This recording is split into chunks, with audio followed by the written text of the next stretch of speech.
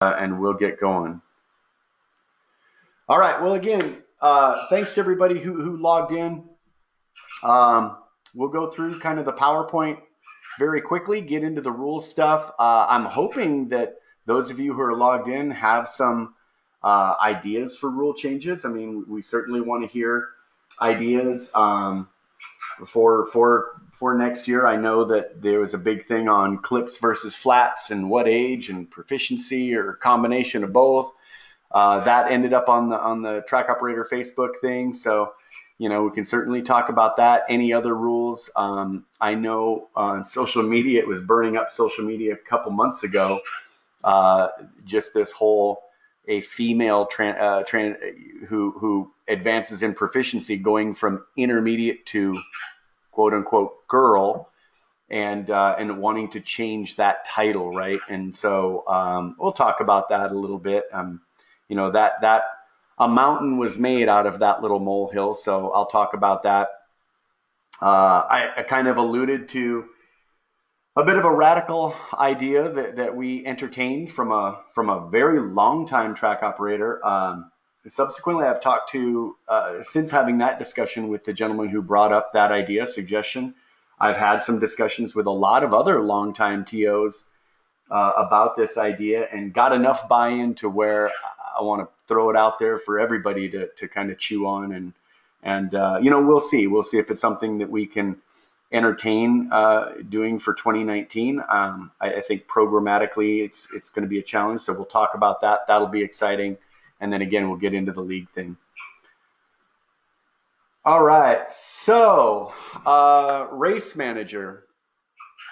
The race manager, of course, everybody knew we kind of had this Torf wizard that we were going to be rolling out, and that's been rolled out for a while. It's on the TO dashboard. Race manager. There's a training video you can watch on using this Torf wizard, but it's basically just so that you guys don't have to fill out that track operator reporting form, or what we call the Torf.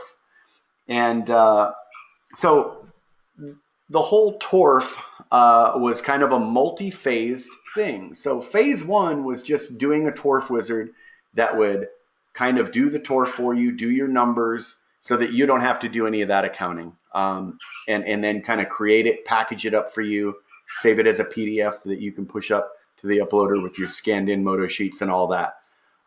Phase two always of the Torf thing was going to be that, in order to get that Torf wizard going, you have to score your race, you have to give it the head official, all of these things that we need.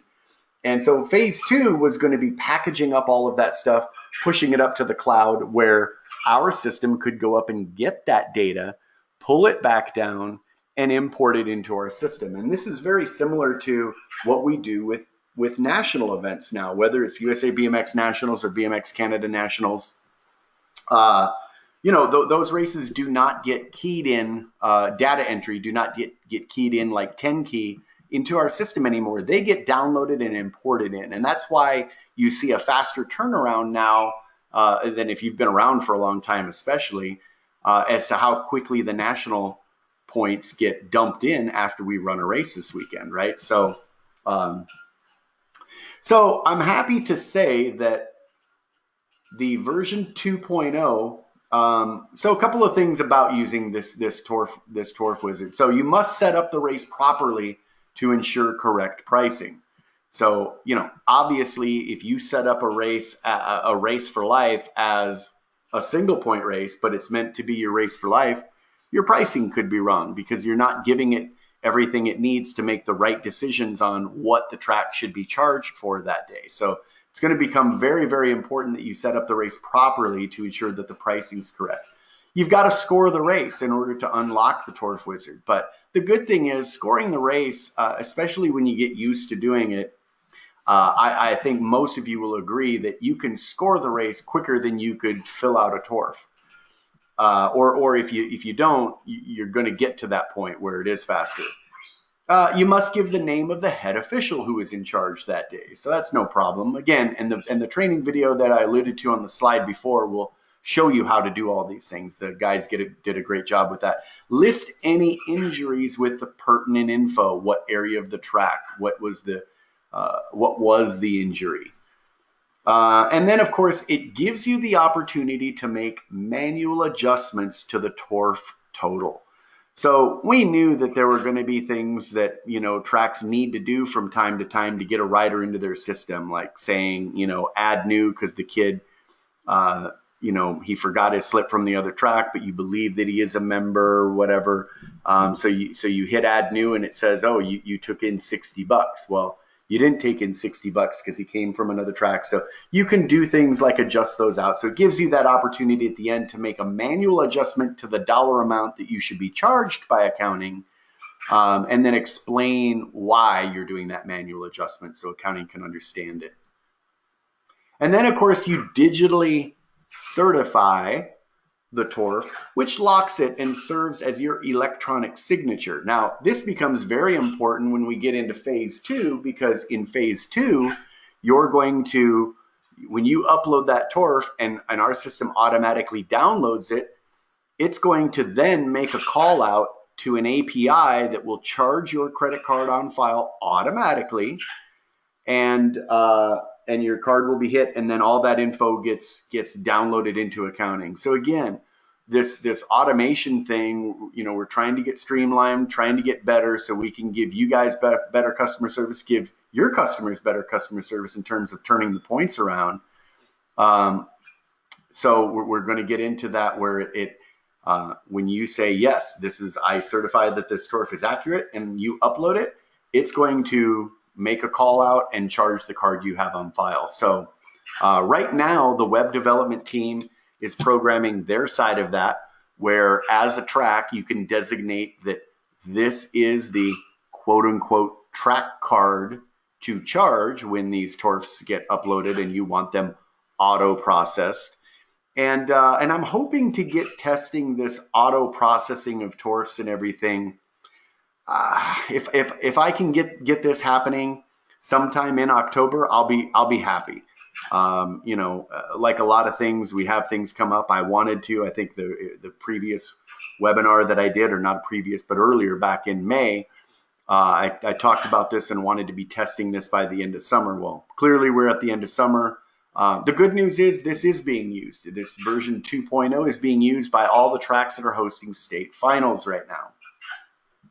So version 2.0, what's next? Well, it's here, sort of. So if you were a track that hosted the state final and you got done with it, it wrapped up all of your stuff into what we call, so we're currently exporting the TORF data and race data into XMLs. The auto processing of the TORF via the website with a payment via credit card on file is the next step in the TORP. Yes, I said TORP. So TORP stands for, basically, this was the programmer's buzzword, track operator reporting package. So not just a form, but the TORP, the package, contains a PDF of the actual TORF. It contains the race data, membership data. All that data gets pushed up in XML in a file that is called a TORP file, right? So it's kind of a unique file name that our system will recognize, but it basically zips that stuff up, pushes it up to the cloud, and then the next step is that our system will go up and grab that data, pull that data down, and then auto process that data. You probably have seen this year that, and Bill Curtin and the programmer kind of teamed up, and Bill Curtin's been doing an incredible job of getting the state bike numbers, state and provincial bike numbers, into the program very, very quickly. So if you're a track that ran a state final on a Saturday or Sunday, you push it up Sunday night. Monday or Tuesday, Bill Curtin's pulling those files down. He's pulling those new updated bike numbers into the membership system. And by Tuesday night, Wednesday morning, when you download that file for next weekend's races, those brand new state numbers for that state, the old state numbers are purged out, the new state numbers are imported in, and they're a part of your new membership update. So that's one of the wonderful things about this new system, is the speed in which we can process things. I remember, if you remember back to last year, we were trying to get numbers in, I want to say deep, deep, deep into October for races that happened in August.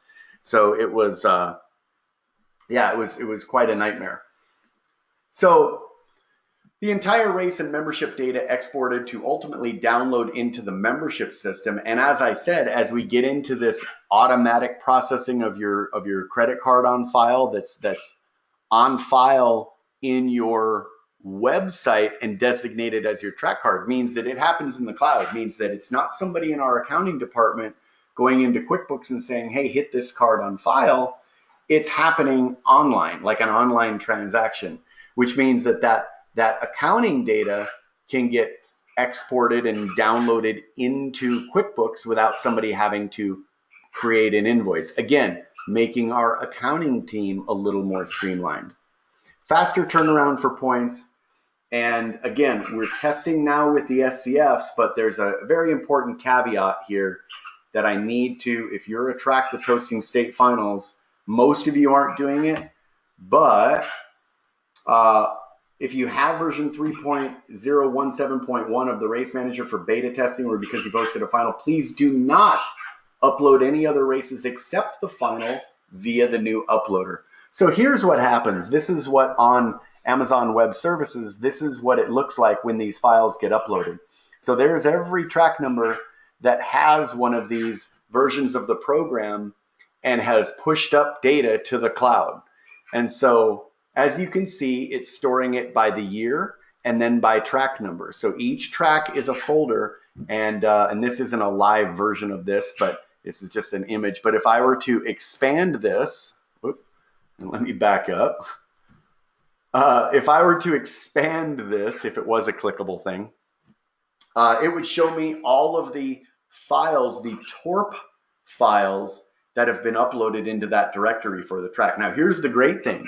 It basically names the file names with a naming convention of like 1966 underscore 092018, dot whatever, right? So I know just by looking at the file what the race date contained in that file is. And of course, I can see the upload date. But what you can't see here is some of these tracks, some tracks were continuing to upload races after the final, just their weekly races. Well, Bill Curtin knows when the final goes in to go in there after that weekend's over because your final just happened and to grab those files. But there isn't a process yet to see that a new file has been put into one of these directories and to automatically grab it and go pull it down. So we kind of rushed getting this version of the program out to the tracks hosting state finals because we knew it was going to help us get the bike numbers into the system for the next rider update very, very quickly.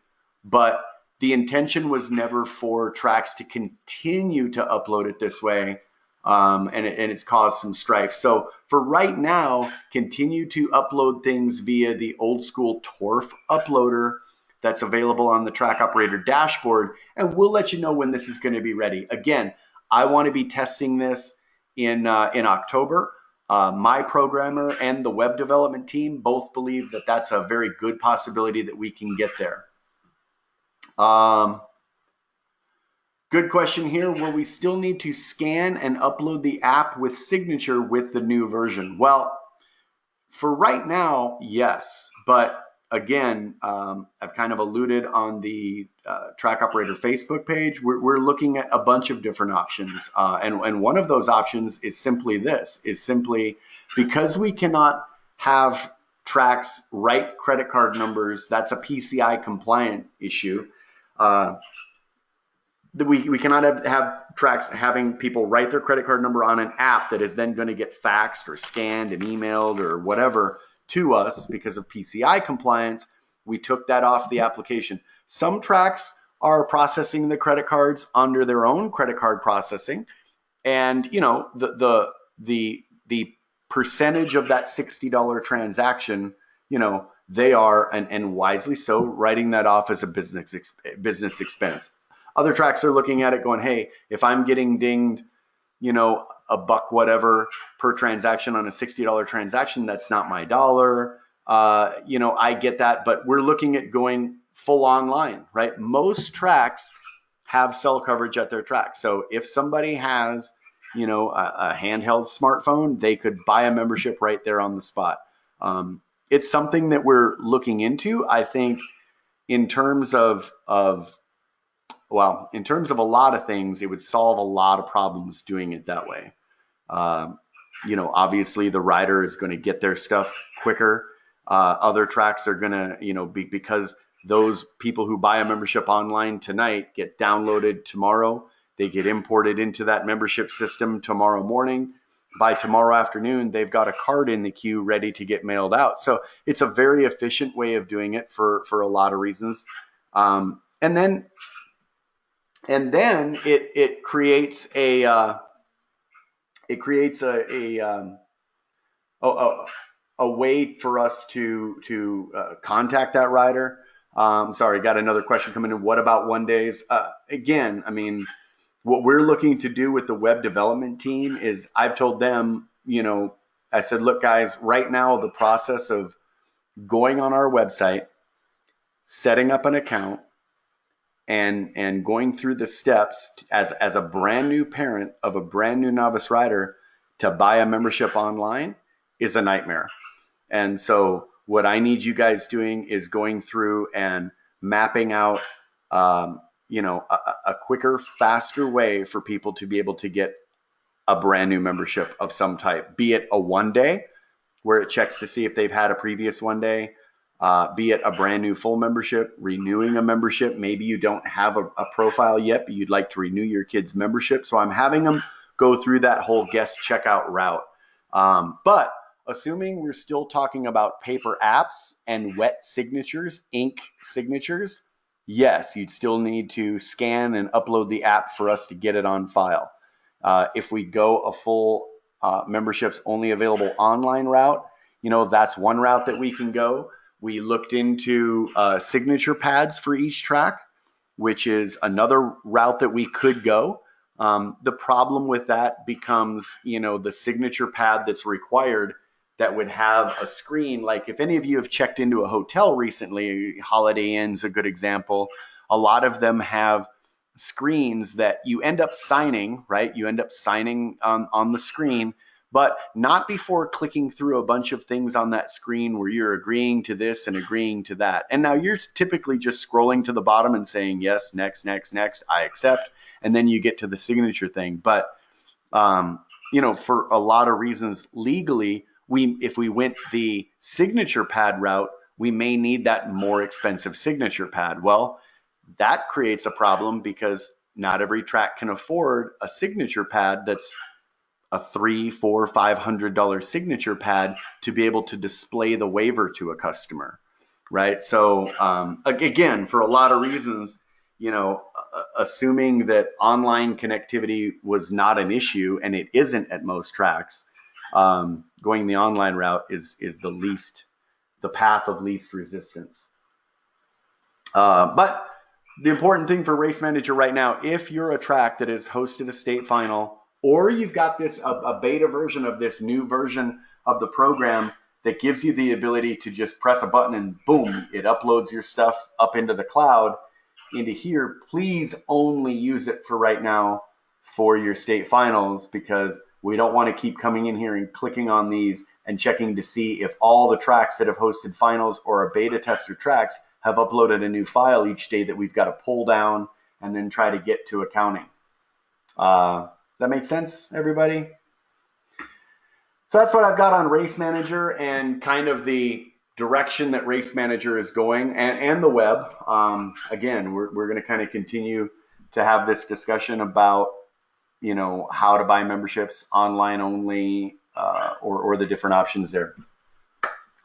Rule changes. So if you've got some ideas on rule changes, let me read off the couple that I've got here.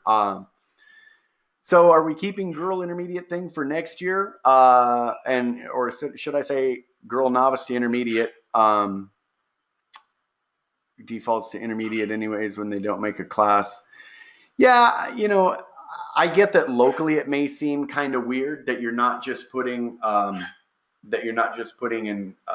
a female that gets her 10th win in the novice class directly into girl. But I think that depending on what track you're talking about, or whatever, I think putting them through that intermediate class is a nice step. I mean, if you've got a girls class that has some top nag riders in it, I think putting that girl into that female rider into the intermediate class with other boys that just transitioned out of novice, and I think that's a nice transitional step. So yeah, that's not going anywhere. That's not going anywhere. I think that um, by and large, I think most would say that that's been a success, or at the very least would say it hasn't hurt anything. So again, I know you're pointing out that, hey, locally, if the girl class doesn't make, they just get put down in with those same girls that are in the girl intermediate anyways. So what's the difference? I get that, but um, but that's just kind of a thing that's dependent on your track. All right, so good one here. Can we combine all the girl classes if there are only 3 girls? Eliminate the 3-year thing. So here we go. First, I'll get to that. I'm gonna come back to that girl one, because I think we're talking about the same thing here, and I think it's on the next slide. I want to bring up this old slide first, which was something that I talked about, I believe, back in May. I didn't change this slide from back in May, and that's just about what I think I want to have the programmer do for tracks that choose to run total points for all classes. I'm not talking about 3-rider classes. I'm talking about, you're saying, I want my race to run as total points, right? How do we score total points? And what do we do when the class is more than 8 riders? So here we go. We've got 500 novice class, and we've got 9 riders in there. And so, what do we do with this? I can tell you that the UCI would eliminate 1 from each, and they would take 7 riders to the main event. They would run these 5 together 3 times, eliminate the high points guy. They'd run these 4 together, and then eliminate the high points, and you'd have a main event with 7 riders. I like the hybrid system and this was proposed by a guy. I want to say it was Eric Oyen when he was at Kelowna BMX, kind of came up with this total points transfer system. And it basically says whenever there's more than 8 riders, you would basically, I thought it was going to explain it. It didn't. Let me go back. That basically what it would do, interesting. Okay, maybe I can't go back. Previous, there we go. So basically what we would do is we would run 2 rounds as total points and take the top 2 riders based on low points directly into the main, combine the remaining 4 for the 3rd round, and run it as a 3rd round 5-rider taking the top 4 qualifier, right? And basically this would happen automatically. If you had 10 riders, and this is only really a 9-rider thing, 10 riders, you can start eliminating people just based on points. But 9 riders is kind of a really funky one where, again, under the UCI, they would take 7 to the main. We like filling the gate with 8 for stuff like this. So we want to try to find a way to combine and then eliminate. So run 2, qualify 2 based on low points, run the remaining 4, and then transfer the 4. So I'm going to look into that. Okay, and Shane, I heard about this. I talked to Connie this morning. I'll get to that too. Well, let's talk about that one now before I move on to the next slide. Had a request from a local mom for local mom and pop opens. No need to race class, not interested in getting points. Look, what I would say is this. Right now, I would say you can do that in Race Manager. There's a number of classes that you can put in Special A or Special B that would accommodate that, big wheel, whatever. And again, some of the, Washington tracks, we did some customized opens. There is the ability for Bill Curtin to go into your Race Manager program and program some custom classes for open classes. Again, we're talking about non-pointed classes. So if points aren't involved, then we can do things like, say, 2 riders makes a class. we can do whatever we want because we're not talking about handing out points. So there's a way to do that. There's a way to do that. And, my only thing when I talked with Connie about it this morning, Shane, and I said, my only thing with people, no need to raise class. They're not interested in getting points. They just want to get into the local mom and pop opens, is that, like a lot of things in life, I think it would start off with good intentions with moms and dads that don't want to get in there with the 43-year-old intermediate guy who's trying to relive his youth and is competitive and might elbow the guy and hurt him for work Monday morning. I get that. I get that's where you're coming up with this idea. It's born out of a pure place to satisfy those people.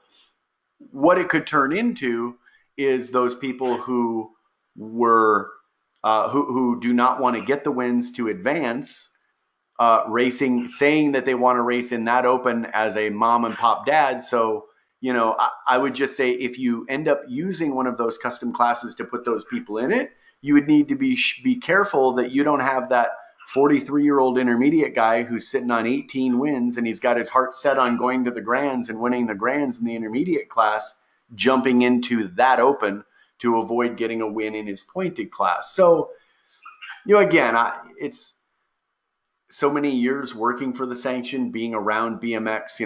I've been around BMX since '79, and by 1980, my dad was a track operator. My mom and dad were track operators. By 1990, I was working for the sanction, and where I've been for the last 28 years.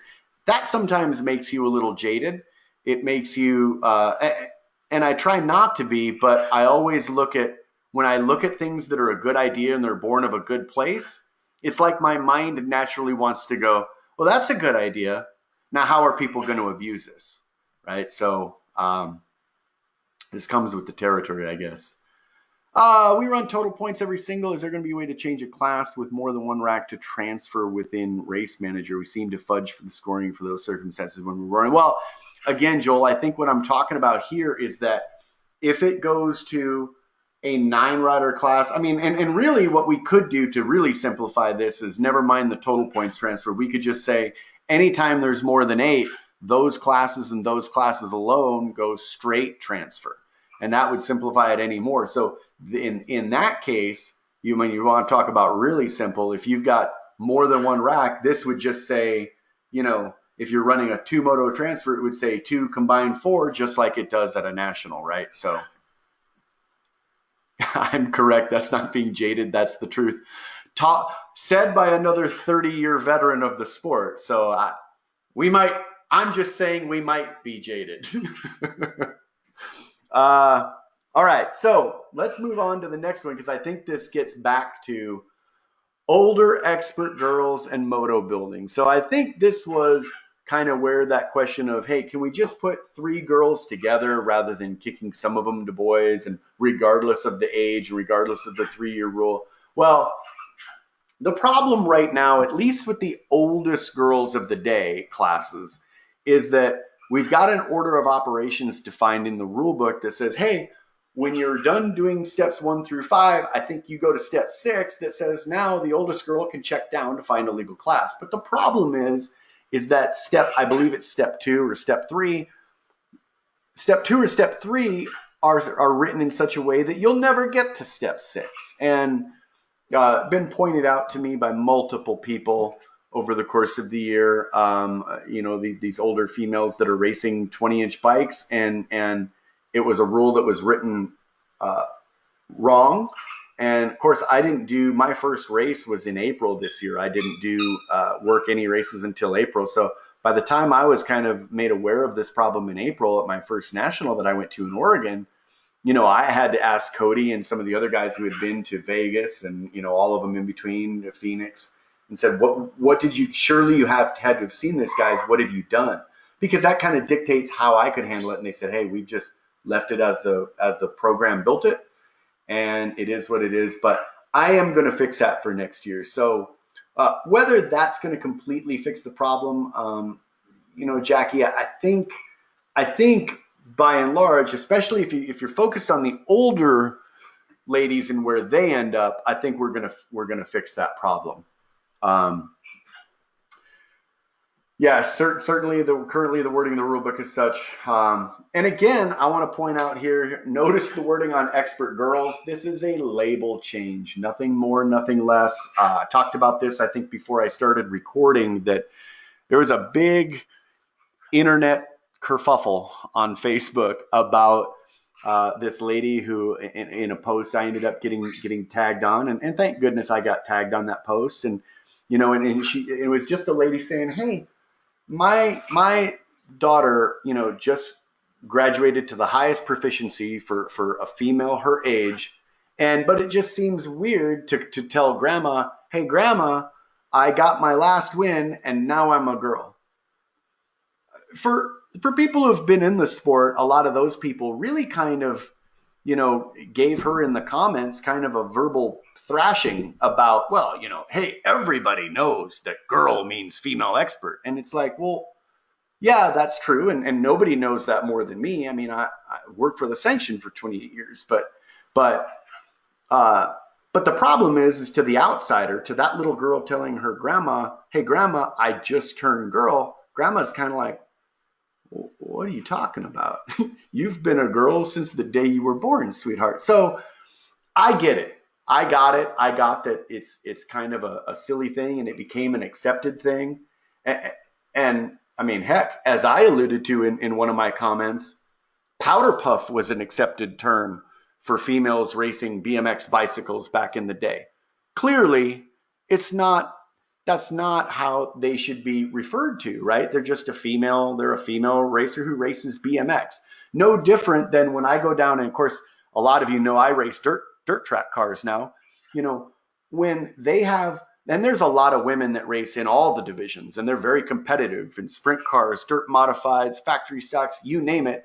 But every once in a while, they take all the husbands' cars and they put the wives in them, the wives who don't race week in and week out, and they put them out on the track in a class they call dirt dolls. And every time I hear the name dirt dolls, I think back to Powder Puff and I'm like, wow, you don't see often that, that our sport has progressed, and here's this other sport that hasn't. And yet, as much as we've progressed, we're still calling an expert female a girl, and accepting it just because it's the way it's always been done. But look, this is a label change.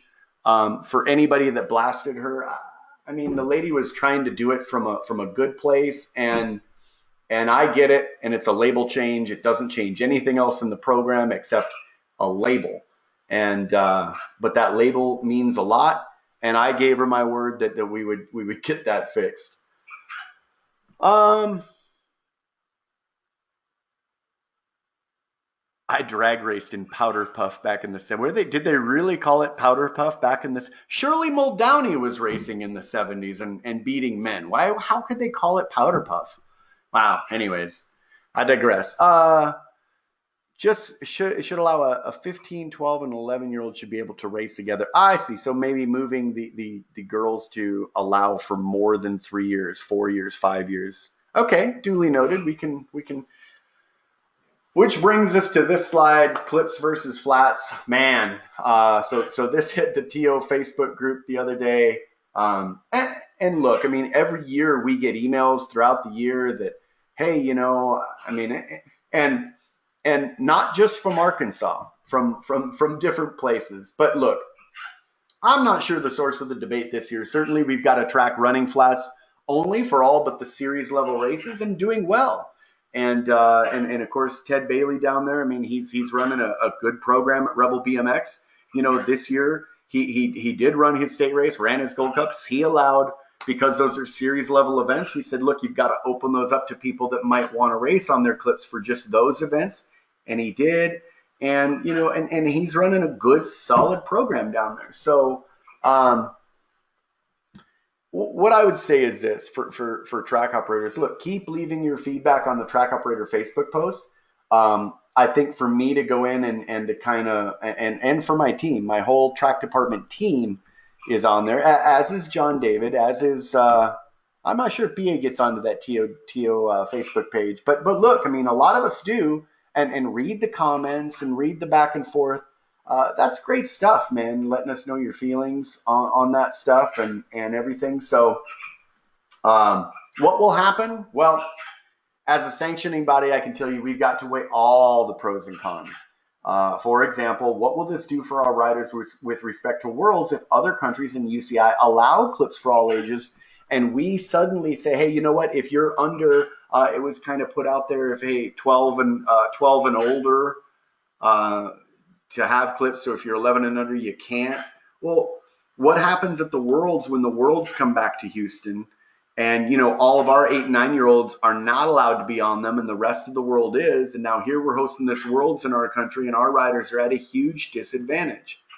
And again, I get it. There's nothing stopping those riders from putting them on and practicing them maybe on a practice night and all that. I mean, look, I mean, my feelings on it are I've got mixed feelings. I think that you'll never see me post political things on my Facebook page. You know, if somebody wants to talk to me about that, sure, but I'm not looking to get into. But I will say this: I'm kind of a less is more sometimes guy with rules. If riders should be taught to ride a bike on flats till they get their bike handling skills down, I think that that's something that the coaches, the track operators, that a lot of us should be explaining to new people, to intermediate riders, and just say, you know, I mean, do it as long as you can on flats before you make the switch over. And so I'm just not somebody that thinks that everything in life needs to be legislated. I don't think that McDonald's should have been made to put on their coffee cup when you order a cup of hot coffee from McDonald's that caution, this could be hot. So I'm just kind of one of those less is more guys. You know, when it comes to legislating things, and let's face it, rules coming down from the sanction is legislation. You know, but hey, I mean, that said, look, a lot of what you guys say, I think are true. I think that, you know, there are people who put their kids on clips because they see that, you know, the kid who beat them is on clips and they put them on there before they're ready. But I think that's a parental choice that they're making. It's not a good choice. I think it comes from a lack of education, and I'm not sure the sanctions should be legislating that. Anyways, but we'll see. As I also said on that thread, hey, if we voted tomorrow, flats versus clips, it seems the bulk of the tracks are like, hey, certainly 12 and over. I think most of you looking at the Facebook comments are leaning towards expert, not only 12, but expert. And that's an interesting thing. So, you know, we'll see what happens with that. Yeah, so that's clips versus flats. All right, so which brings me to the interesting thing. So if you're kind of you like the teaser about I might propose a radical idea, well, this is the part of the program. So buckle up. This could get a little confusing, but I'm going to try to use slides and to explain it in a way that it makes sense. And I can tell you that before I brought this on this webinar to talk to everybody about, I talked to a handful of longtime TOs and explained it, and most of them wrapped their head very quickly around this concept, and most of them thought, hey, you know what? I get it. I get what the track operator that suggested it was trying to solve, and I think it could help. I think it could help a lot, and so we'll get into it. All right, so you saw the thing up there that says local experts. So what does that mean? Well, the idea was born from a longtime track operator in San Diego, Vince McCurdy. And Vince had this idea, several years back. I want to say last year maybe. He came to the office. It happened on a time when I was out of town, and so I didn't get to sit in and listen to the whole thing. Then, of course, I talked to Vince on the phone. But it wasn't until pretty recently here, maybe last month, that Vince made another trip back out to the office, sat down in a conference room with me, BA, Cody Wilson, several of us sat in the conference room and listened to this thing so we could hear it once again for a lot of us who didn't sit in on it the first time, wrap our heads around it, and now we've got it, and it's interesting. So basically, it's talking about intermediate riders that get their 20 wins and where they go next, and this concept of a local expert, but somebody who isn't yet ready for expert on the national level. So here goes. So what is the problem we're trying to solve? Well, the current problem is that we know that as some of these intermediate riders start getting close to the expert skill level, they start backing off. They start picking and choosing which races they go to. Maybe they only go to state races and gold cups because you know what? They don't want to get a quote unquote easy win at a single point race. Maybe they only race nationals, right? Maybe they're only racing nationals because they're trying to make sure that come Tulsa, they want a shot at winning that 7-foot tall trophy as an intermediate. So they're sitting on 18 wins, and the only thing they're doing is hitting nationals. So we know that this stuff happens. Maybe they're coming out to your track and they're practicing only, but they're not racing at all. Maybe they're coming out and they're practicing on their 20-inch, but they sign up for cruiser. And then when motos are posted, they just hop on their cruiser and race that bike because the wins don't count. And let's face it, if you've got an intermediate rider who's sitting on 18, 19 wins and he's racing cruiser for 3 months because he's trying to save up that last win for the national that he's got his eyes set on, or Gold Cup final, or whatever, right? You hear us at the nationals all day long announcing people with that win, they're now a brand new expert, right? Or whatever. So we know that this problem exists, and let's face it, if somebody's an intermediate rider who's still racing, who's racing cruiser, and they go race that intermediate class at the nationals, they're essentially an expert level rider. They're not somebody who they didn't get the wins, but they took themselves out of the class that they could have earned the wins in and put themselves on a cruiser. Or they took themselves out of racing altogether, which of course is terrible for the local track. You're trying to figure out how to boost rider count, and here you got this guy who's a couple wins away, and he's coming out and only paying you to practice. So, so here you go. So that's the current problem. Riders close to expert quit racing locally. They practice only or race cruiser, which others perceived as sanctioned sandbagging. I mean, if you've got 16, 17, 18, 19 wins and you quit racing 20-inch and you start racing cruiser, it's allowed. Your cruiser wins don't count. Everybody knows that. And so it's kind of, everybody will refer, it's sanctioned sandbagging. It's sandbagging that's allowed. It's not against the rules.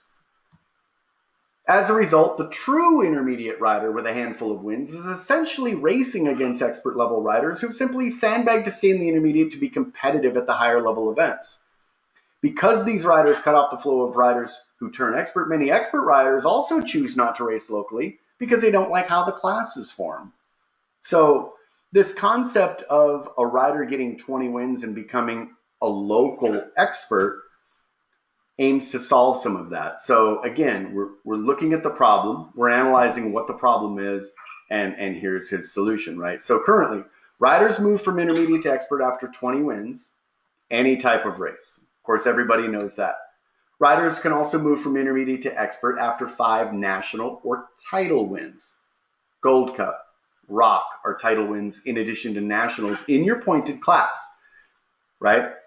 Proposed solution, riders move from intermediate to a local expert after 20 wins, any type of race, that stays the same.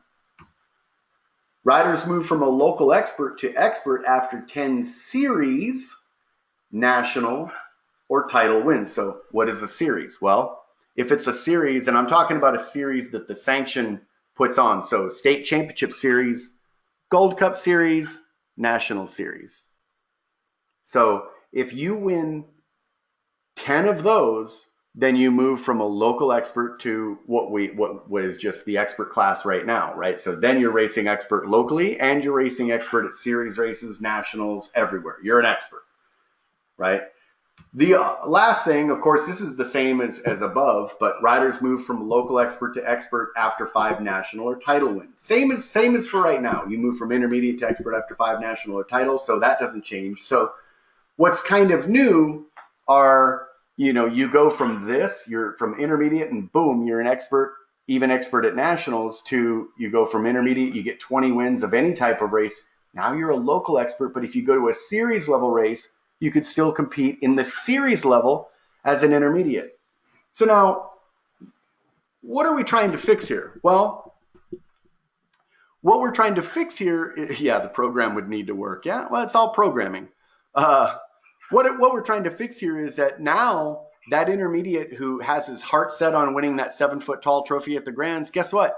He can go ahead and keep racing his 20-inch bikes and sharpen his skill for the Grands, because even though he turns expert at the local level, he still gets to race intermediate until he has 10 of these series, national, or title wins, or he wins 5 nationals, right? So now you get that guy back racing at your local track, not just coming out and paying you a practice fee. And so if you're a track that charges half for practice, even on the night of a race, and then you charge your race fee, well, now you're getting a race fee instead of just that practice fee, right? And I think another kind of byproduct of that, and let me look and see if I'm going to talk about that. No, I didn't. Okay.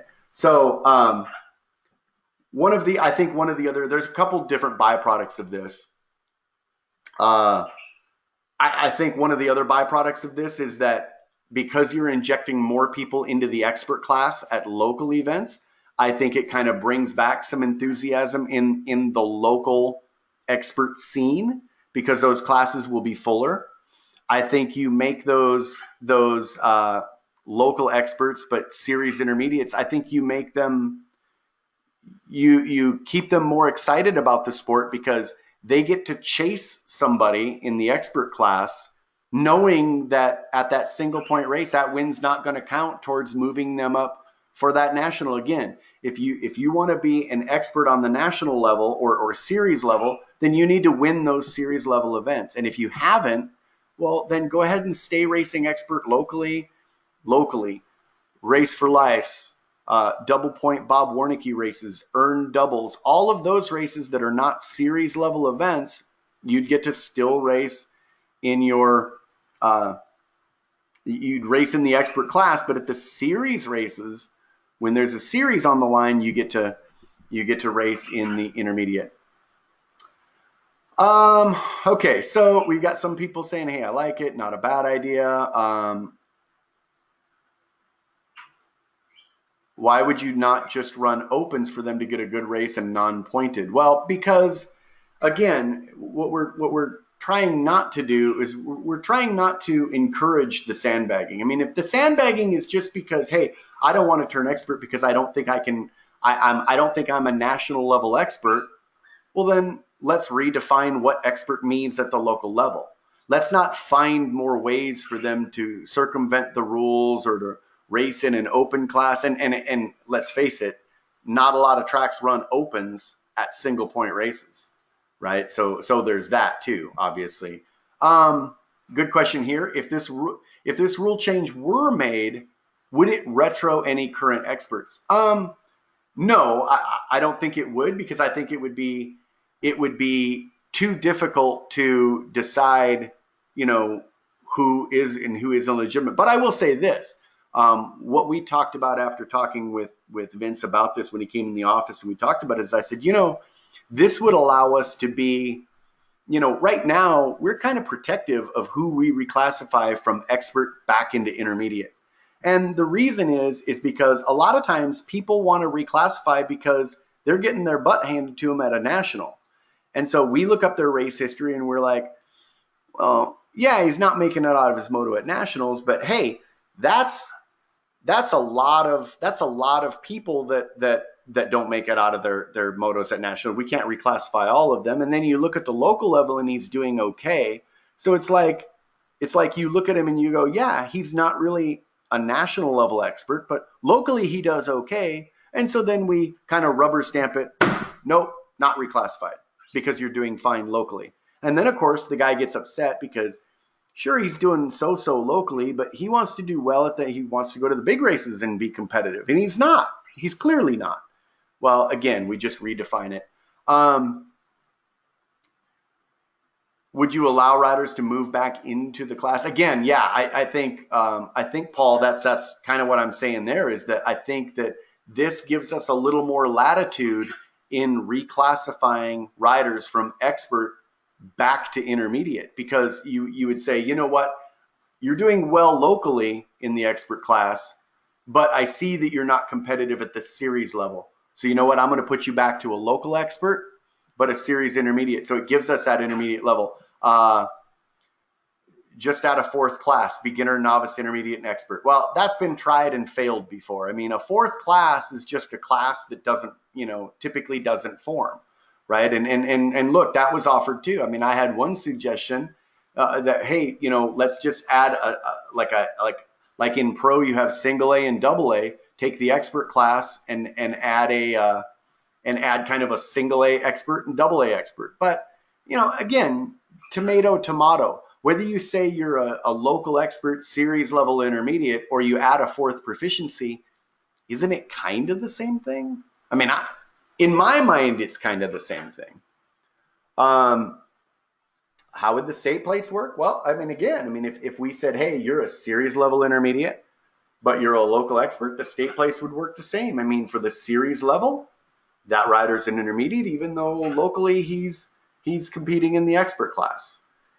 So I mean, they would essentially work the same. I wouldn't see any change to that.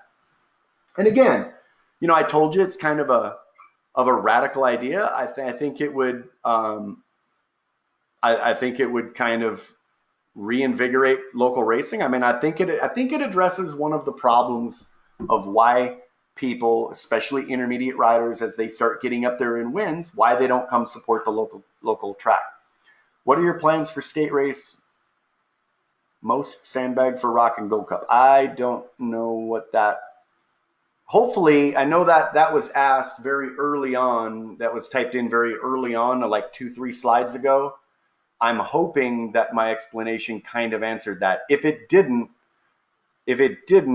let's rephrase that so I understand what exactly is being asked, because I don't really understand.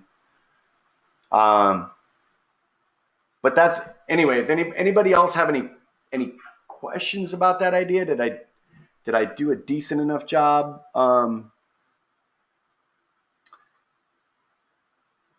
What about Canadian riders? How so? What about Canadian riders? I mean, the rule book is the rule book. So again, I don't know that they do awesome up here but struggle across the. Well, yeah, I don't want to get into you're an expert when you race on this side of the border, but you're an intermediate when you come on that side of the border. I'd like to keep it as simple as, hey, you're a local expert, but a series intermediate. And you know what? And maybe, look, it's a new idea. If you're logged on here from your track, you're the only person logged on from your track. Go back and get some feedback. Maybe some of the feedback after everybody kind of thinks on this, maybe some of the feedback is, hey, you know what? Saying state level and Gold Cup level, no. State level, Gold Cup level is an extension of the local level. If you want to say you're a national level intermediate, so maybe some modification there. I'm usually against any change. This could be something to look into. I certainly think it's something to look into. Could riders moved up to expert at the end of the season be moved back into local expert next year? Again, if they are not killing it. Yeah, I think that having this ability to, again, kind of what we're doing here is we're not creating a fourth proficiency, but we're just saying that when you're competing at this level, you might be, and again, I don't have kids that are in stick and ball sports. I didn't really play stick and ball sports when I was growing up, but apparently this is a thing in stick and ball sports. Hey, maybe locally, when you play on your kid's baseball team locally, and I've got a buddy whose kid's big time into baseball, the crew chief on my dirt car, his kid's big time into baseball, and he made the all-star team. Made the all-star team. They went to California, And, they got creamed in one game. I think they came back and won a game. But anyways, my point is, just because this is a team of all-stars, locally here, they're rock stars. But when they went to California to play against other all-star teams, and that's a different ball of wax there. So, this is an idea, and Vince even said, look, this is not a new idea. This is an idea borrowed from stick and ball sports, but I think it will work here, right? So, and he was honest and forthright about that. But this is not a brand new idea. Leave the state series out of the local expert idea. Your regional, national level only. Yeah, I mean that's a very good point, and maybe that's the ticket. I mean, his thing was state, Gold Cup, national, series level races. You can be one thing, but locally, all the others you're another. Maybe state series shouldn't be lumped into. Maybe state series should be lumped in with local, where you're a local expert. I'm not saying it's perfect as is, but that's what's proposed.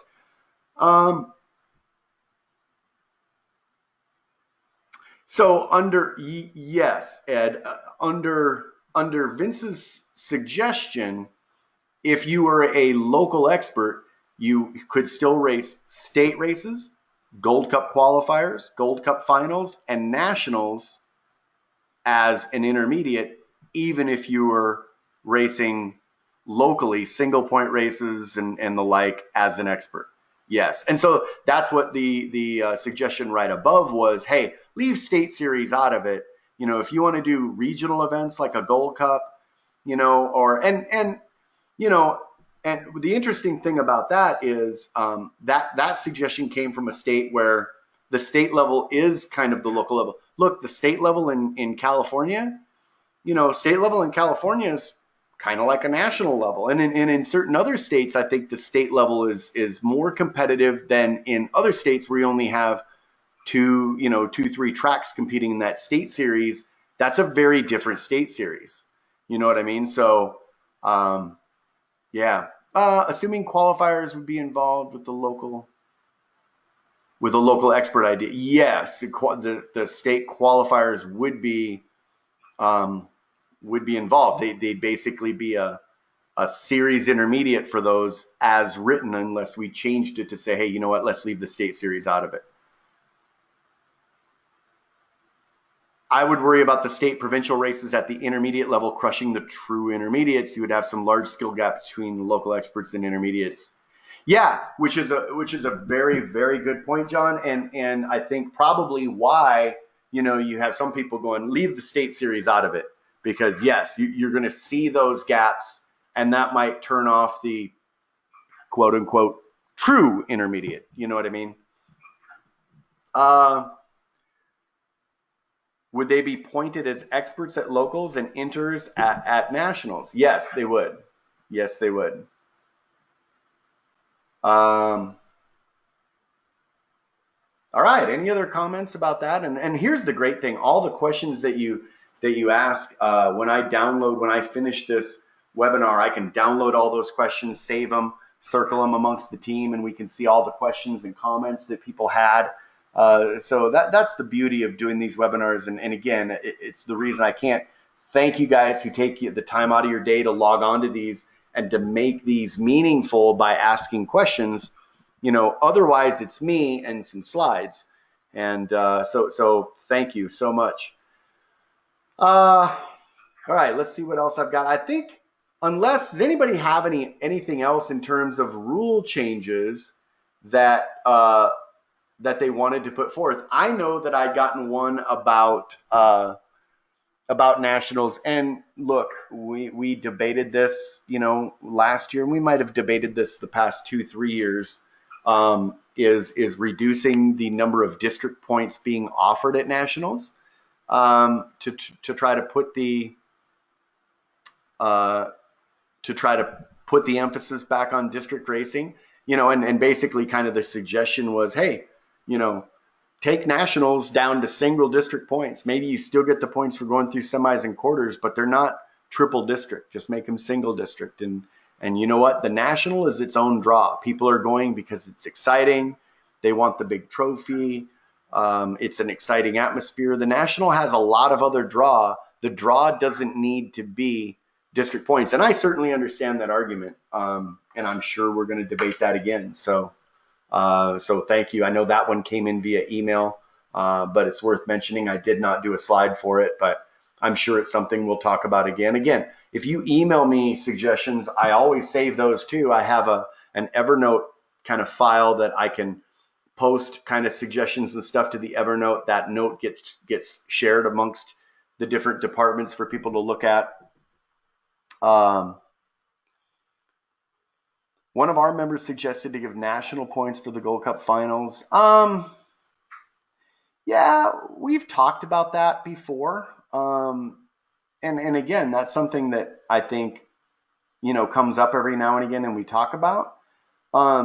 What I will say about the Gold Cups, and there's exceptions to every rule, I see riders that have world number ones racing Gold Cup finals, but I can tell you that, and this has been true for many, many of the years that I worked at the sanctioning body, one of the cool things about the Gold Cup finals is that it's not as full of riders that chase nationals. And I think that's kind of more dependent on where you live in the country. But if you're and again, I always hate to generalize, but I guess I have to sometimes just to kind of make the point or why I'm making a statement. I think that if you're a California expert nag rider, you probably didn't see many nag riders out of California at the Southern California Gold Cup final. They're just, that's not a series that they follow. And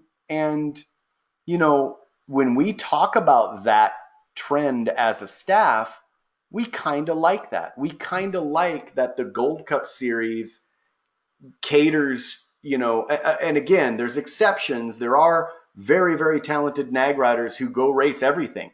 They race everything and they want to win everything. They want to be Gold Cup 1. They want to be national number 1. They want to be nag 1. They want to be world 1, and I get it. But, I think that we kind of like, some of us kind of like that it's a different, and if we threw national points at it, I think you could make the Gold Cup finals a little bit bigger and all that. But we always kind of wonder what we would we be taking something away from the people who don't chase the national scene and kind of appreciate that they have a series that's kind of for them. If that makes sense, Melissa, I hope it makes sense. And again, there are a lot of nag riders that end up at Gold Cup finals, make no mistake, and they're very good nag riders. But by and large, all right, are the numbers large enough that the 5 can have their own class and have 4 and under?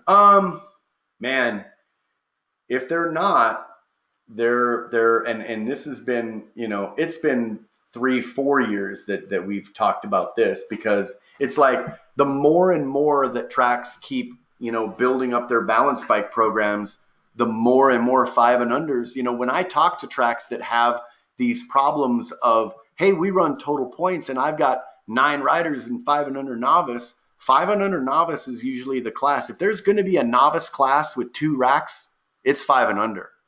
And that's saying something, because, I bet dollars to donuts that a third of them are 4 and under. And so does that mean 5 needs its own class? It may be time. It may be time. And seeing this as a suggestion, it's been offered up enough years in a row now that I'm kind of embarrassed that I didn't even make a slide for that, because that does come up every single year. Are we ready to break 5 and under out a little bit more, because the balance bike program keeps bringing them in younger and younger and younger? All right. Anything else on the rules? I'm taking a peek. How about a number plate color for track champions? A number plate color if you're the local. So I think kind of what we're getting at here with this question is that, hey, I know on my microsite, and of course I saw right before as I was getting ready for this, somebody posted on the Track Operator thing about, hey, how can I get a list of races from my track points from my track for the riders because we want to do a rider. And somebody was like, well, hey, it's the microsite, man. Just email them. They're very accommodating. They'll get you what you need. Yeah, man. If you've got a rider who earned the most district points at your track for races that only happened at your track, and we're talking about a background, and we can talk about a background color, a background color option for them. I mean, the tough thing when we do these weird colors, as you probably can surmise where I'm going to go with this, based on the fact that we don't let people run state plates at nationals, is just, we don't. Well, state plates at nationals, we'd have so many duplicate numbers, everybody would be getting a letter, which is why we don't do that. But to add another color into the mix, man, I would hate for a scorer, for Jennifer, who's the main scorer on the national circuit, to be trying to decipher, what that special color is. But we'll certainly talk about it. Our South Dakota, North Dakota used an orange background. Yeah, that was a cool thing, that kind of battle of the states. And Kyle, that Washington, Oregon is doing something similar. And for any of you tracks that may not have heard about this, so this was great. And I had the privilege of sitting down with Steve Clark, who's just an awesome guy, and talk about flat pedal enthusiasts. So here's Steve Clark, who's 51 years old, 51 years young, races cruiser.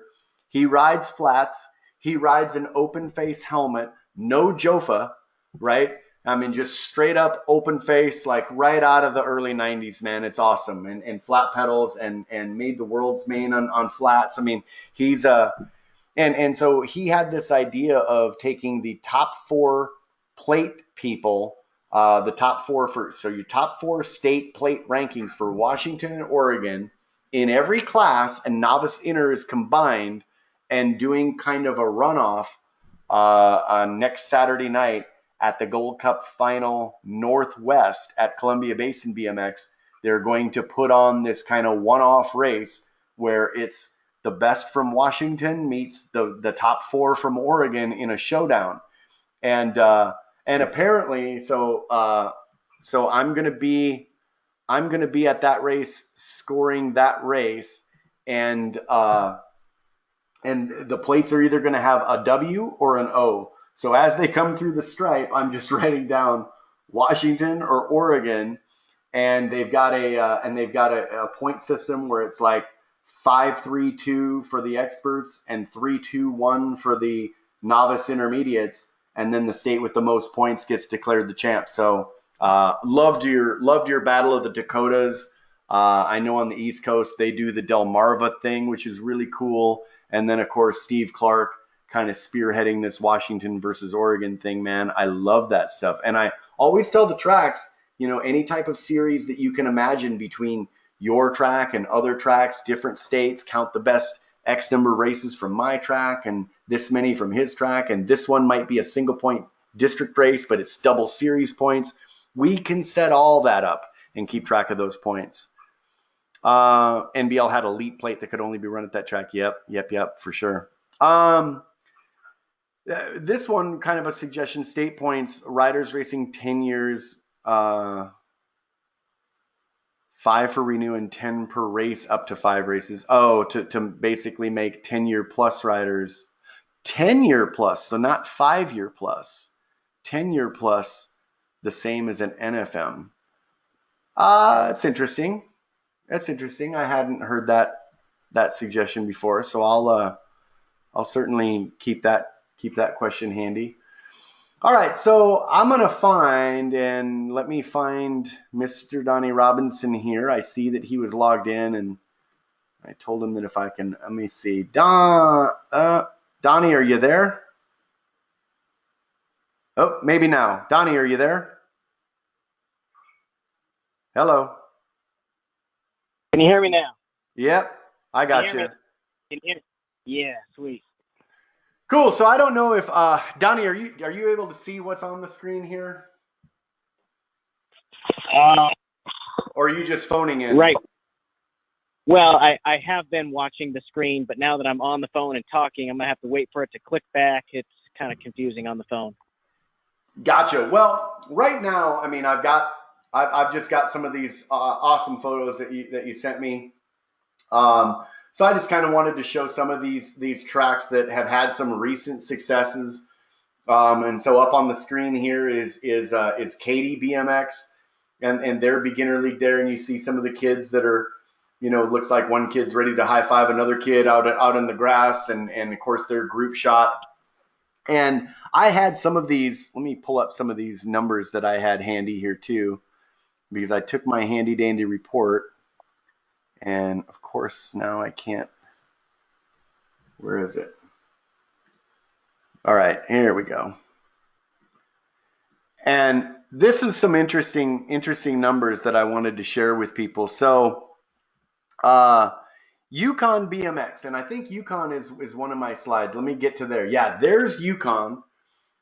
So there's Adam Scott, of course, the newly married Adam Scott, and Adam coaching some of the kids there at Yukon BMX, and another shot of a kid kind of in a sea of bikes turned upside down. Yukon BMX's open house. This was amazing to me. Yukon BMX's open house had 40 riders signed up for that back on August 16th. 1 week later, 34 of those kids, of the 40 that from the open house, 34 of them were in the BMX racing league. That's a tremendous amount of people, percentage of people that came to the open house that jumped into that program. I think Pflugerville was similar. Pflugerville had Central Texas BMX. Central Texas BMX, 30 people registered for the open house that happened early August. 2 weeks later, 29 people were signed up for leagues. So, I mean, as I see these league reports, and of course they're in my inbox every morning, kind of showing me the numbers of people sign up for open houses. And then as the leagues get going, how many of those people actually signed up and got into the leagues. But man, I mean, we were seeing early on, you were seeing big numbers, 80 people coming out for the open house and 42 of them jumping into league. I think that's going to be on the Hampton data that I'm going to get to here in a little bit. But this percentage of people that come out to the open house getting into league just seems to be crazy these days. Yeah, I mean, so that's not necessarily a completely accurate statement. So all the people that do sign up for the league don't necessarily go to the open house. So there's a lot of people that show up just sight unseen and are like, hey, we're going to take a risk on this, or they end up able to go out one of the other nights to get a little track time because the open house day and time didn't work for them. But yes, I mean, the open house is that time and place for us to really sell this program, and there is no better place. And so that's why that open house and to, effectively just deliver on that night is so very important. And so, the vast majority of the people who sign up are doing so after experiencing the open house. But it's nice to see that even the people that don't go to the open house, we're getting people to see our emails and to see our ads on Facebook, and they're like, oh my gosh, I like what I see, I like what I read, and we're going to give it a shot. Yeah, and some of these open houses, I mean, Tanglewood, 59 people registered for the open house, 39 registered for St. Peter's open house, 36 at Emerald Valley's open house in Oregon. The Oldsmar open house down in Oldsmar, Florida, 41 people signed up for that open house. Spokane BMX, they've got an open house. Well, they just had their open house, right? So I think we're just past that, right? We're 5 days past that thing. They had 59 people registered for that open house. So, I mean, it's just, and when you think about the fact that these are people that probably have never been to the BMX track, that's an incredibly large number of people to expose to it for the first time.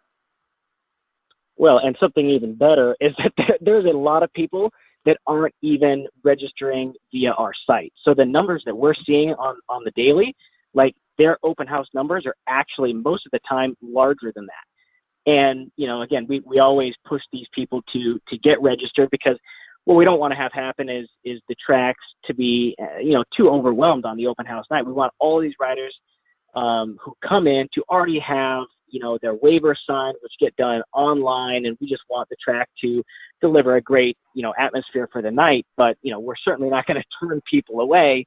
And, it's exciting to see that we're getting even more people than we're expecting. And, the tracks are handling it like the champs that they are. And so that is all good news for everybody. There's another picture. There's Omaha BMX and their league, all their league riders in their league shirts.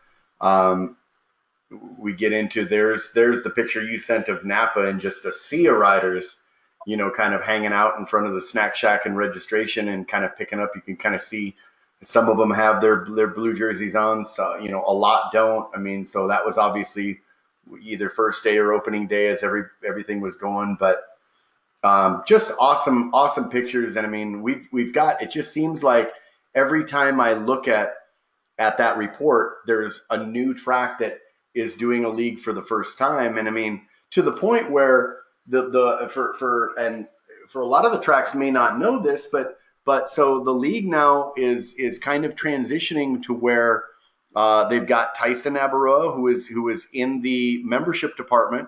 So was in the track department for a while, went back to help Gabby in the membership department, and is now focusing just on league. So I mean, you've got yourself and Tyson handling a lot of this league stuff and ramping these tracks on. Yeah, I mean, it's so very nice when tracks finally are willing to take the risk, because it is. I mean, all the time, and that's what's kind of uncomfortable for a lot of the tracks. And I hear a lot of them say, hey, we're going to see how this plays out. It's like, guys, how much more proof do we need? It's like we do it all for you. We're recruiting the riders. We're teaching you how to run the program. We're delivering all the product. It really is a win-win situation, no matter what, for the tracks. And, we're just getting going with Park City in Kansas and Upstate BMX in New York and Ukiah in California. It's just going really well. And what's better to see is that, a lot of the tracks that, stepped out and did their first league season, they're coming back for league season number 2 and 3. And so that is what is so very important, is to keep that consistency. I mean, here in Napa with me, I'm on my 16th league season right now. And it's just about keeping that program going, because a lot of these riders, they're not going to move right into open racing, but the ones that do, I mean, they're populating our open racing events every single week. I mean, we are now 60 to 70% of our weekly riders come from the BMX Racing League. And what I'm really hoping to brag about this weekend is we've got our state championship final in Santa Clara. It's 75 minutes away from our track. The existence of our track, we've always had to shut down, not only for the state final, but for state races. We are going to probably be able to pull off a local race with just our novices and a few of the intermediates, and we're going to have enough volunteers to do it and have all those people at the state championships as well. And so, again, this program from the very get-go was to be for the local program. We don't want to have tracks shut down, and I know that a lot of tracks try and work together, but what we have to realize is that, the riders that are not ready for those multi-point races or those state championship races, we don't want to not give them something to do. And I know that, tracks are wanting to push all the riders to these tracks and really, show their support, and that's amazing, and I'm all about it. But there are riders that are not going to go to those races, and we want to be able to run a practice or a race, when these other big events are going on. And so I'm really thrilled. I mean, right now I'm out the track in my truck. I've got our league extension program, which involves the dream team, which I included, like I invented. And so we got 30 riders out here right now. And the majority of these 30 riders, they're not going to a state championship. They're not ready for it yet, but they certainly want to race this weekend. And so just to see all of these tracks continue to show their belief and step aboard this program and really help us, prove that we've got something special. And, again, these open house numbers and these league numbers that the tracks are getting, it's only a start. It's just everything. Momentum works in both directions. And so once we kind of step out and get into our groove and keep these things running, it only gets better.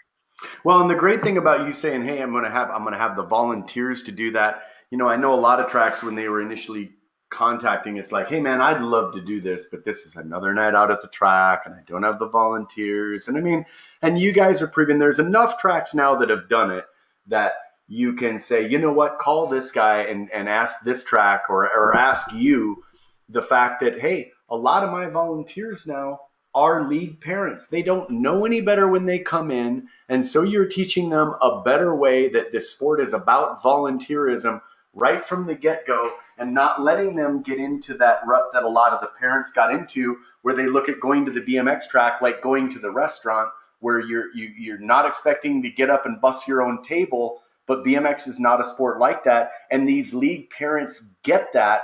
And so if you're a track that's out there going, I don't really have the staff to do this, and how am I going to do this? I think that safe to say, Donnie, and correct me if I'm wrong, if you just take the chance and figure out how to get it done for the first one, you're going to get the volunteers to pull off league number 2, 3, 4, and on down to 16 like you.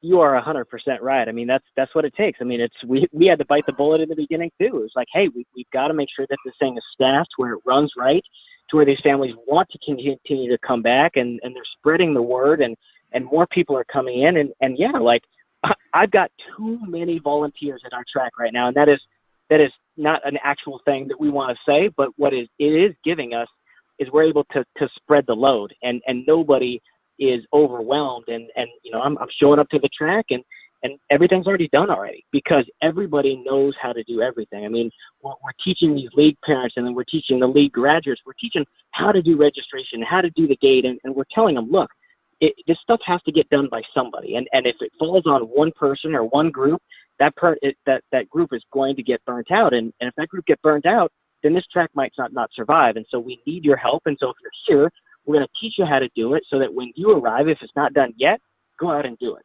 And that's what we're seeing. And, I'm hearing that from tracks around the country doing the same thing. It's like, for some reason, we are able to bring in a new crop, a new type of family that is used to volunteering. They're used to paying.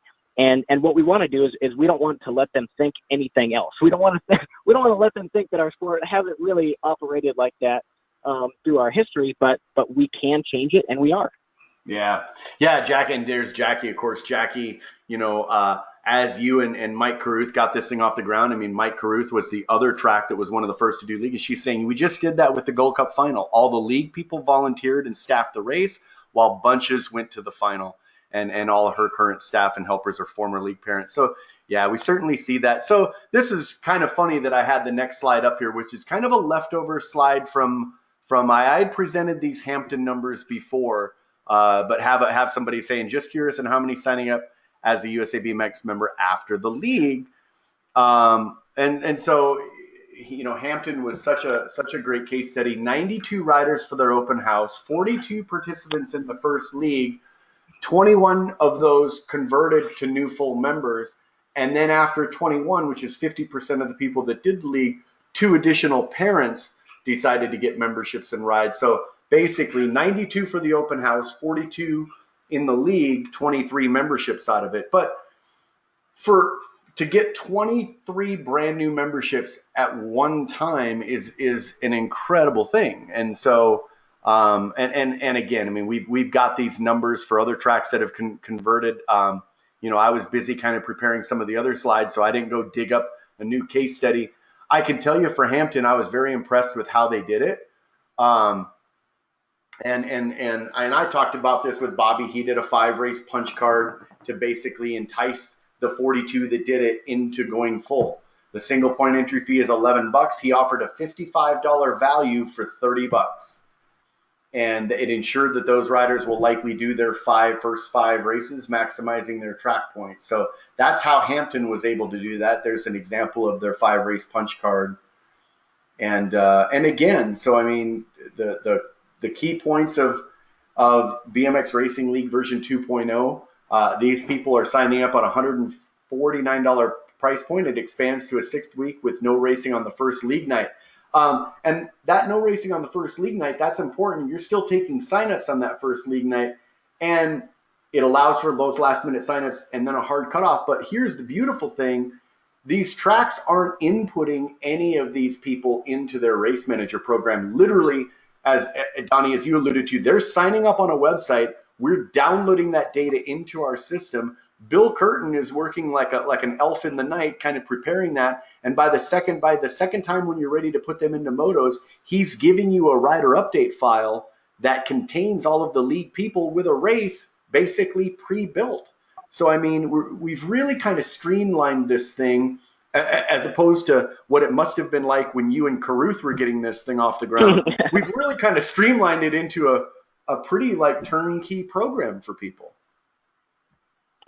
Absolutely, and that's what I want everybody to hear is look, this is, yes, another day out of the track during the week, but what we are doing is we are finally giving beginners their own time. And I know you have your practice nights and your race nights, but you don't have a beginner specific night, and you likely never have. And, you know, so the crazy thing is like, hey, why don't you kind of cut back on a practice night or a race night? And I know that seems just ludicrous to even say, but to be able to bring in the type of numbers that we are doing in many of the locations, not only is it going to make up that lost time, but and that money, but you're going to get these riders in more effectively. And that's the thing is, in this program is we do it all. Like if you need bikes and you need helmets, that's the only expense that you might have to have the league help you with. But again, with USA BMX, we're financing the cost of the bikes to get you rolling, and the league, you know, as we pump these riders through, that revenue that comes in, like that's helping to cover the cost of the equipment and everything else. Is like, we're going to teach you how to do it. We're going to bring the riders in. You just got to show up and do what you do best. I mean, that's what we do as a sport. That's what everybody is talking about, this family atmosphere, how great it is to be out at the track. And, you know, again, we don't want you to have to think and strategize and how to make this program work. We've got it figured out.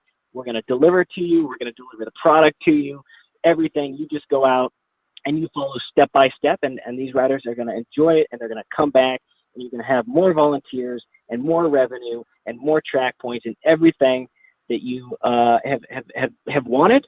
I mean, again, we're wanting to make your work count for more than ever.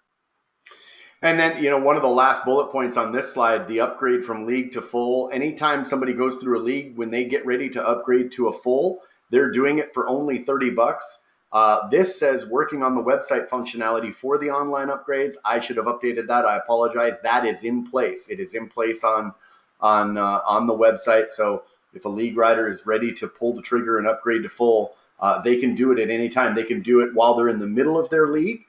And basically, it'll do it so that after their league is done, bam, they're automatically a full member and they're ready to go.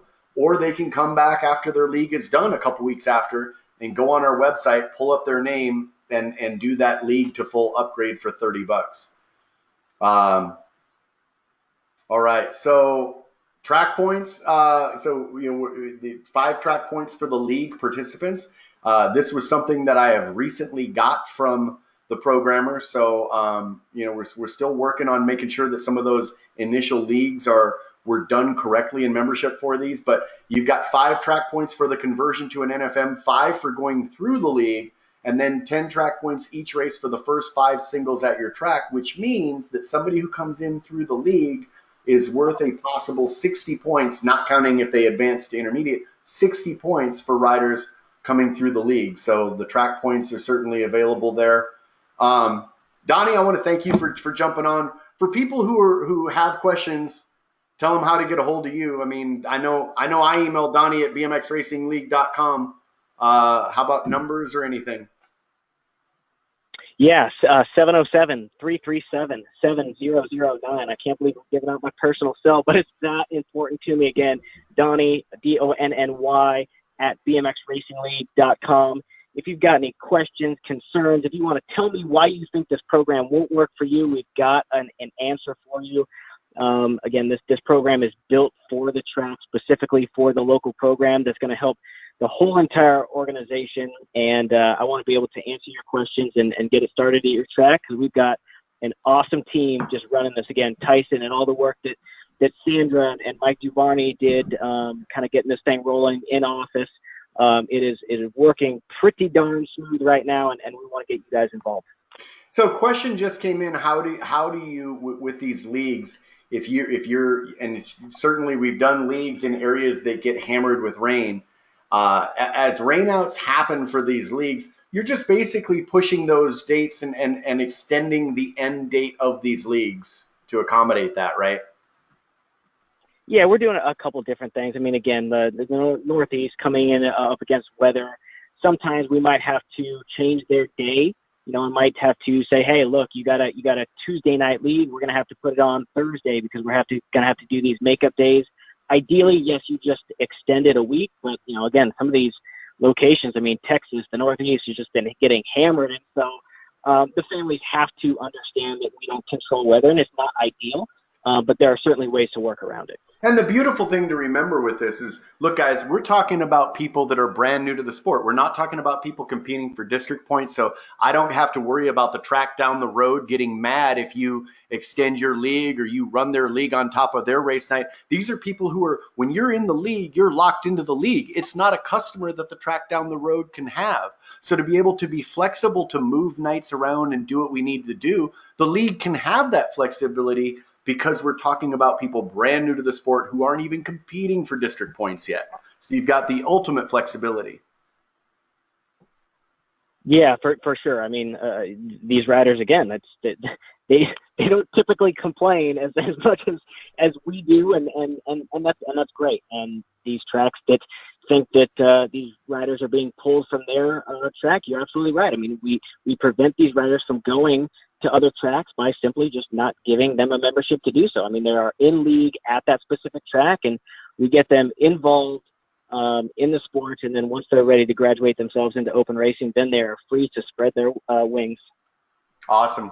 Well, thank you, Donnie. I'm gonna probably wrap this thing up and get packed up to go down to Guatemala for a thrilling race down there, and I'll be back in the office next week. But thank you for taking the time, guys. If you're tuned in on this thing, I am going to repeat this webinar, same webinar. Hopefully different people logged in, maybe some different questions, but feel free to log in again. That's going to be next week on Wednesday night, and then I'll fly Thursday to go to that Gold Cup final Northwest in Washington. So I somehow love to do these things on the night before I fly, just like the fun of having to do this and then hang up and hurry up and pack because I'm kind of a last minute guy. But appreciate everybody for taking the time out of your busy schedules to jump on here. Some great stuff. I'm going to get this thing pushed up for people to watch it. So check on the webinar archive on the Track Operator dashboard. And have a good weekend. Good luck to everybody racing this weekend.